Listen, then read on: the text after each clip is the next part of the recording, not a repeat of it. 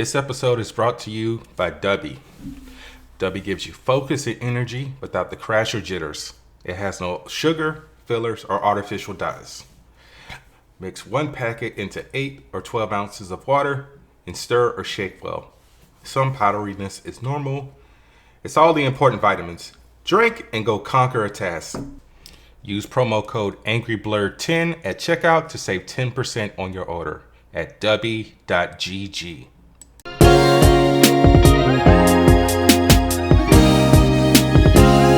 Yo, it's your boy Burnard, aka the Scarlet Spider, and welcome to another episode of the Angry Blerd podcast, where I'll be discussing everything nerdy and pop culture related that caught my eye this week. So, the film and television upfronts were this past week, and everybody was out there: Warner Brothers, Disney, Netflix, Amazon, so on and so forth. I'm not going to go over every single thing, but just because there's so much to talk about, but I'm just going to go over a few things. So let's start with DC/Warner Brothers. Supergirl, Woman of Tomorrow, finally has a release window, and that is June 26, 2026. So this is the second feature in James Gunn's rebooted DC universe that stars Millie Alcock from House of the Dragon, and Craig Gillespie, who directed Cruella, is indeed confirmed to be the director, and Anna Noguera is the scriptwriter. So as I told you guys before, this is an adapted story from a 2022 comic that came out, and it was written by Tom King and drawn by Bilquis Elby, and it takes Supergirl away from Earth as she travels through the cosmos with Krypton in order to escape a life stuck perpetually under the shadow of her cousin Superman. And she encounters an alien girl named Ruthie who is bent on revenge for the death of her father and recruits Supergirl to help her. I've said it before, I said it again, I'll say it one more time. I did not read this comic. I was not a fan of the artwork. And as soon as this was announced to be said film, the comic sold out. So I don't even think you can find it on Amazon anymore. As a matter of fact, let's check that real quick. Because last time I checked, it was out of print. And usually when DC stuff goes out of print, that's pretty much it. All right, Supergirl, Woman of Tomorrow. Survey says, oh, okay, it's still in print. It's $12.99 if you want to get it on Amazon. And if you have Kindle Unlimited, it's free. The hardcover is $49.99.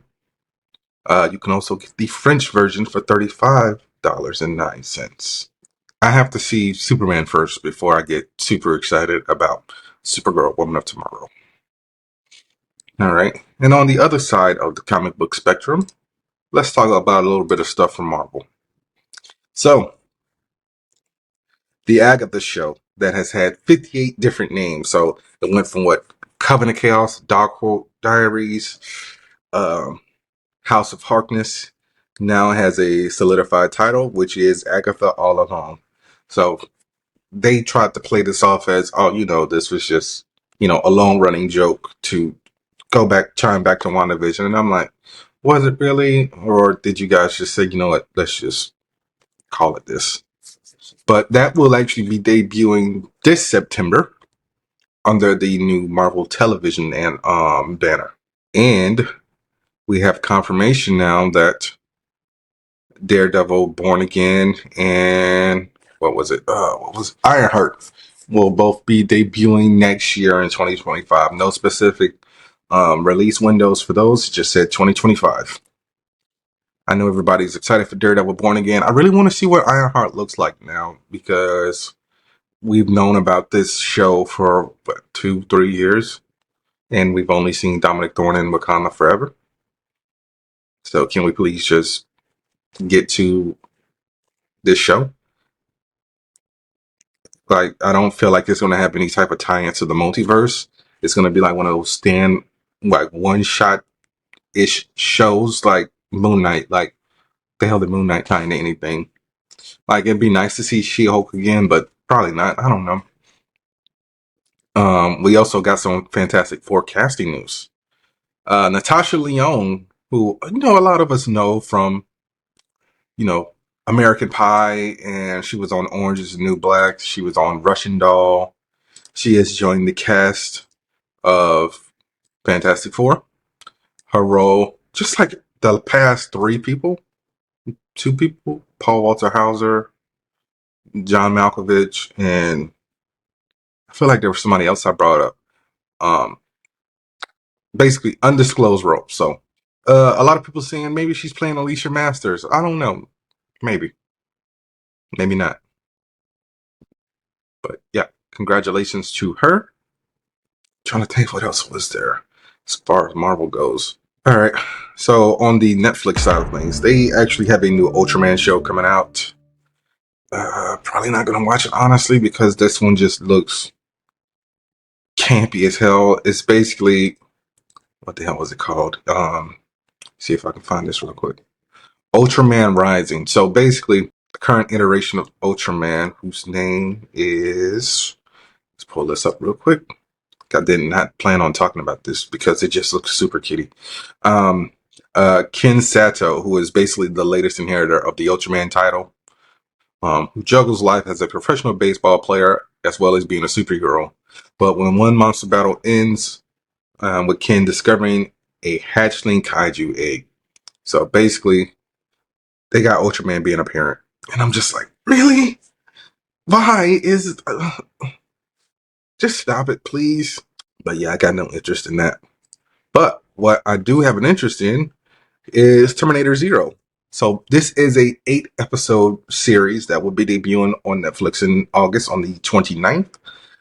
And the official synopsis reads 2022, a future war has raged for decades between the human survivors and the endless army of machines. 1997, the AI known as Skynet gained self-awareness and began its war against humanity. Caught between the future and this past as a soldier sent back in time to change the fate of humanity.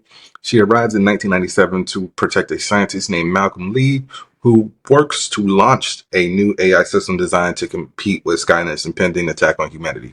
As Malcolm navigates the moral complexities of his creation, he is haunted by an unrelenting assassin from the future, which forever alters the fate of his 3 children. So Terminator Zero is created and executive produced by Mattson Tomlin, who worked on Project Power and is also working on Batman 2.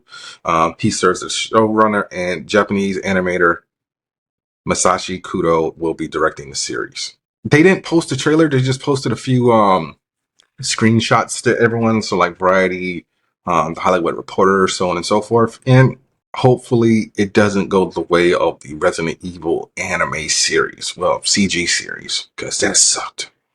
And I don't need another one of those, like wasting like 10, 15 minutes of my time. Speaking of things wasting my time, I like Donnie Yen, but why on earth are we getting a spinoff with his character from John Wick? So if you saw John Wick Chapter 4 last year, you will remember Donnie Yen playing a character named Kane, who was a blind assassin. And I just realized, does Donnie Yen always play a blind assassin or somebody blind? Because he was blind in Rogue One as well. But there really aren't that many details about it.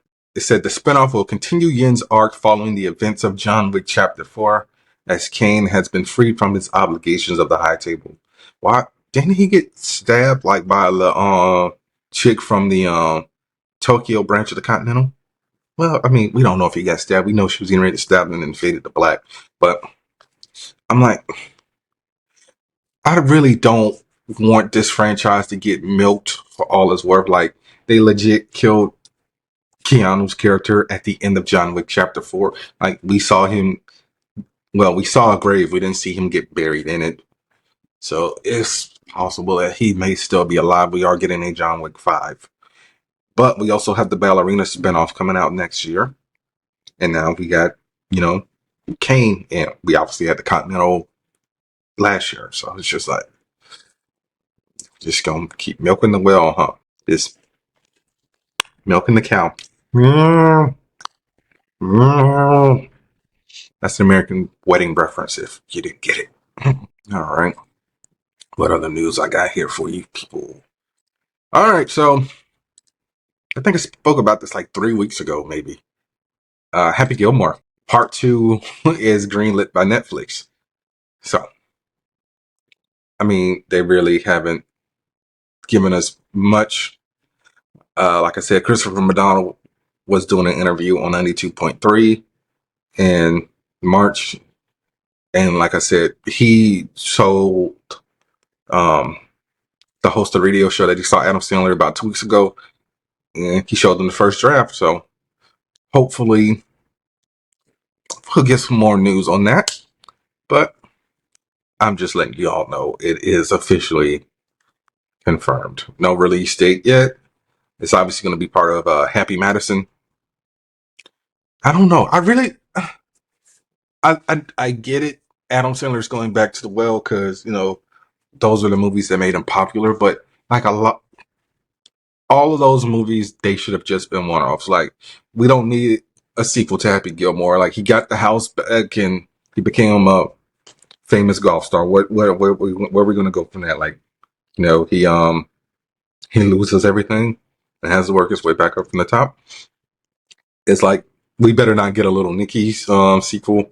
We don't need a Billy Madison sequel because don't judge me, y'all. I never watched Billy Madison, but as far as I know, he got the company.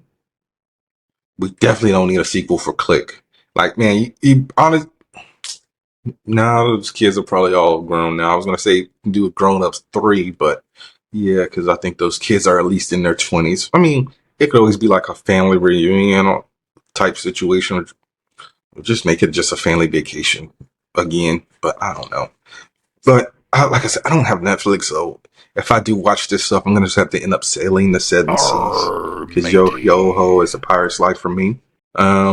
Assassin's Creed game I haven't played in forever and a day because I'm just like, I don't care. It just feels like the story involving the animus and everything is just kind of like, huh?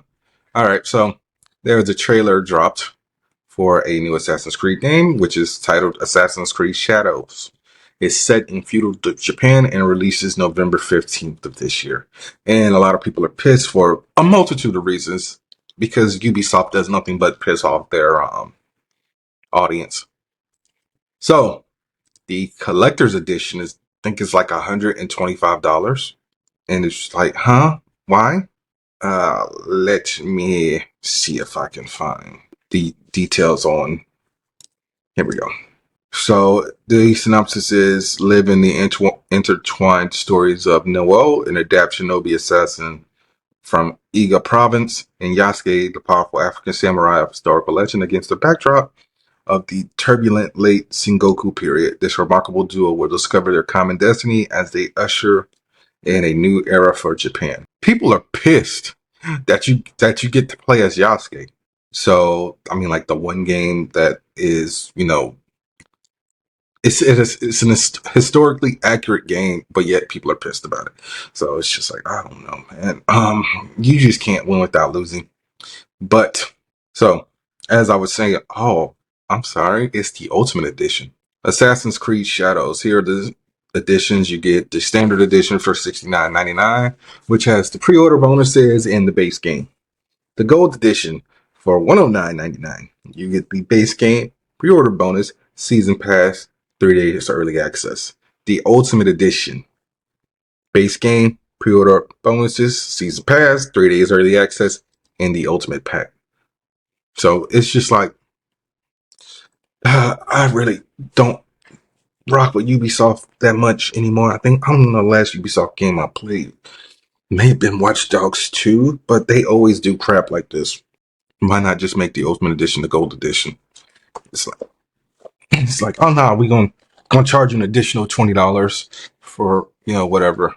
It's not even just Ubisoft. It's a bunch of companies. Like 2K did it, like with WWE 2K24. So there was the standard, the deluxe, and the 40 Years of WrestleMania edition, which was about the same price, additional $20 or whatever. But I'm sick and tired of these games just hoarding their resources and putting them behind a paywall. I mean, all you can do is complain and don't buy the game. And I will not be buying this game, despite the fact that Yasuke is in it. So, I haven't played an Assassin's Creed game since Assassin's Creed 4 Black Flag, and I think that game came out over a decade ago. Actually gonna check because that was like one of the first games for the PS4. Yeah, October 13th, 2013. After that, I was like, nah, I'm cool on that stuff, bro. And it wasn't an issue with the game. It was just I didn't have PlayStation Plus at the time. There was a power outage, and it basically wiped my PlayStation clean. I lost all my save data, and I was like, I'm not going through this shit again. So fuck that. All right. What if season 3 is supposed to be coming out? I believe like sometime this year or late or the beginning of next year. But it's also rumored that it could be the last season. Brad Winderbaum, who is the executive producer and Marvel Studios head of television, streaming, and animation, said season 3, that might be what comes out in terms of animation. That is the culmination of a trilogy. We're actually close to completing that one, and it feels like you're going through an amazing emotional experience with Uatu. And honestly, if they do decide to end What If with season 3, I got no problem with that, but it would be nice to get a little bit more of it. So we actually have confirmation that Anthony Mackie will be uh, doing voice work, as well as Tiana Paris returning as Monica Rambeau. Lawrence Fishburne will be returning as Bill Foster, aka Goliath. Sebastian Stan will be returning as Bucky Barnes, and David Harbour will be returning as the Red Guardian. And America Ferrera has joined the cast of What If as Agent Morales. So, no official window on when it's coming out yet, but like I said, if season 3 is the last, season 3 is the last. Okay, next story. So, I know I brought up the Silk Spider Society series that's supposed to be coming out on Amazon, but I got some more news for you guys. So, the Spider-Man Noir series has been greenlit, and it is confirmed that Nicolas Cage will indeed be playing the lead in that role. So he will be reprising his animated role from the Spider-Verse films into live action. But we also have confirmation that Silk Spider Society has been, shut down by Amazon Studios, but it will be shopped around to other streamers. So the last update we got on this show was that the showrunner, Angela Kang, was getting ready to reassemble the writer's room post-strike, but was already seeing some pushback. Soon after that, further reports that Prime Video wanted a new direction for the show and let everyone go except for Angela Kang, which it seems now was kind of the beginning of the end. And apparently the higher-ups began pushing the show away from the character of Silk herself. And even though Kang reportedly made one final attempt, Pride decided to shift all resources over to the Spider-Man Noir series and say, you know what, we're cool on the Silk show. And that's a possibility. Everyone thinks that's because, Madam Web didn't do what it did. Well, did what it did in the box office, which was nothing. Because, don't do dumb things. Movie was dumb. But honestly, I feel like if Marvel isn't handling the Spider-Man live action stuff, it ain't gonna be good. So we'll see how Noir comes about, but I'm not really excited for I'm not really excited for it. But guys, spoiler alert, it's review time.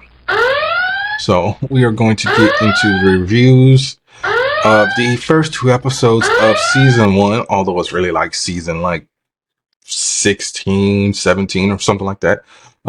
Doctor Who, which I like to call the new Who. So we got classic Who, which is the stuff from the 60s to the 90s, modern Who, which was the 2005 to 2022 stuff, and now new Who, which is the Disney Plus era. All right, so let's get into this. All right, so Episode 1, Space Babies. This basically picks up right where the Christmas special, the Church on Ruby Road, left off with, Ruby going into the TARDIS, and Ruby learns the Doctor's amazing secrets when he takes her to the far future. There, they find the baby farm run by babies, but they can be saved. But can they be saved from the terrifying boogeyman? Bogeyman, as they say in the UK. So, on first watch, I thought this episode was kind of mid. Like, I liked some of the tones of it, but I had to give it another watch just because it's been like, what, 5 months since I've had an episode of Doctor Who written by Russell T Davies, and I was just like, so this is where we're going, babies in space, and that's where we went. So, like I said, the first watch I was like, this episode is mid, but watching it the second time, I actually start to enjoy it more. So you get a little bit more of the Doctor's backstory, despite the fact that I know it all. So it's like a soft reboot of Doctor Who. So like all the stuff that has happened over the 60 years, it still happened to the Doctor, but whenever you get a new companion, it's always kind of like a soft reboot because the Doctor has to explain who he is to the companion, his backstory, and this is like one of the first times. Hell, this actually is the first time since The Timeless Child was written and aired 2 years ago that, the Doctor kind of opens up about basically being the last of the Time Lords and, referencing that he was also adopted, like he told Ruby in the Church on Ruby Road Christmas special. But this one was really good. But honestly, it could have been better. And that's where we get in episode 2, The Devil's Cord. So the Doctor and Ruby. Oh, one of the things I did like, you can tell that Disney is giving them like a crap ton of money because Doctor Who has always been one of those shows like, I mean, you can always go back and listen to like the episodes with Samir where he was complaining about the budget. But that's because the way they do TV over in the UK is very different from how we do it. So they're not, their TV channels aren't necessarily monopolized. So they don't have like stuff like the CW, CBS, ABC, so on and so forth. Like they just have like BBC One, Two, Three, Sky News. I think they have ITV, but basically all of that stuff is publicly funded. So basically all their channels are more or less like PBS. So the public chooses what shows they want to fund. And like also depends on how many people are funding the show. So like they went back in time and like with the dinosaurs and everything, and it looked amazing. And it was funny when Ruby stepped on a butterfly and turned into some like weird like lizard lady or something like that. And the Doctor had to use a little bit of his Time Lord energy to revive the dinosaur. So I'm gonna forget more shenanigans like that. But anyway, episode 2, The Devil's Cord. The Doctor and Ruby meet the Beatles, but discover that the all-powerful Maestro is changing history. Thunder becomes a battleground with the future of humanity at stake. So this one was a very good episode. Like this is one of those episodes where like the Doctor is the focal point, but at the same time, it's just like Ruby is holding her own with the Doctor and like the big bad. So like there's something mysterious about Ruby. And we kind of see that in season 1 where like the Doctor like low-key decides to scan her. And my running theory is that Ruby is the Doctor's great granddaughter because he mentions his granddaughter Susan when they go back to the 1963. And he tells her, "Oh yeah, I'm here. I just parked the TARDIS in like a um, junkyard, and I'm living over there with my granddaughter Susan." And like, there's been like a few references to Susan like as of late, and we haven't seen Susan in like forever. So I'm really starting to think she's either um Susan's daughter or she is Susan, but somehow got her memory wiped. But um this episode was amazing. Like the people who played the Beatles were good. Jinx Monsoon was good as Maestro. We're getting more of the pantheon of the gods. So like, what was it? The third anniversary special, which the name is lost on me at the moment, with the Game Master. Was it the Game Master? Can't remember.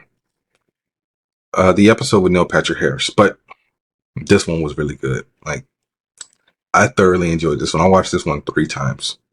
What was the name of the episode that Neil Patrick Harris was in?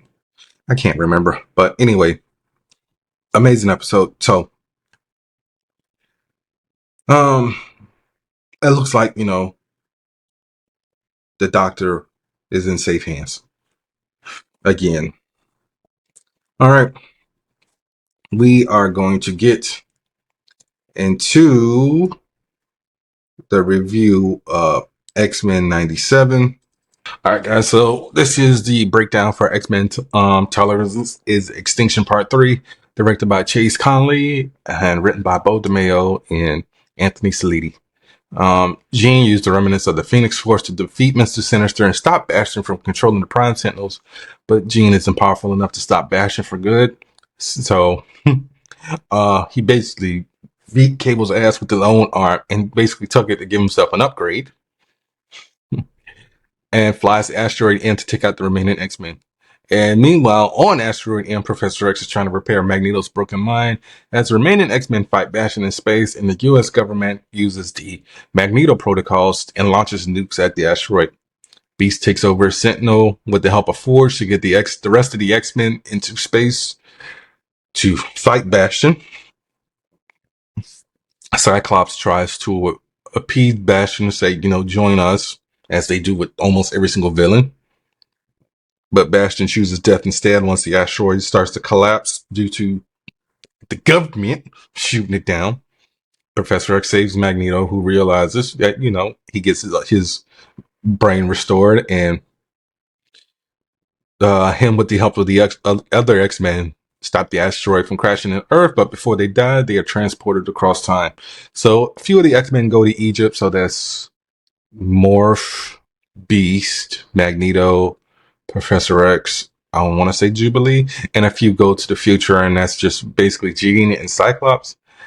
And we get a glimpse of Mother Scotty, aka Rachel Summers, and Nate Summers.